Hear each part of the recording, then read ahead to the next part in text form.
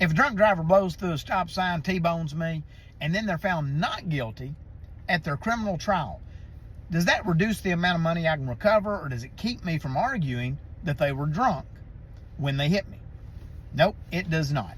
And here's why. There are two different standards of accountability. You've got criminal accountability and civil accountability. Now, in a criminal case, the burden of proof is proof beyond reasonable doubt, so that's way up here. And maybe the state only got it to here. But in a civil case, the standard is here. And so that's preponderance of the evidence. And preponderance is a much lower standard than proof beyond a reasonable doubt. So just because the state couldn't reach here to get that criminal accountability, it doesn't mean that you can't make it here to get that civil accountability. And we see two very famous examples of that happening.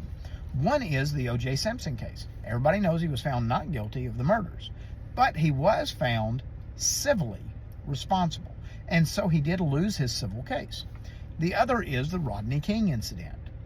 The officers were not found guilty criminally, but they were found to be civilly responsible. So there are these two different standards of accountability, and they're not necessarily tied together. The important thing is going to be just making sure that your attorney knows what to look for and what to argue so that they can meet that burden of preponderance, not just for the causation, not just for the injuries, but also for the intoxication.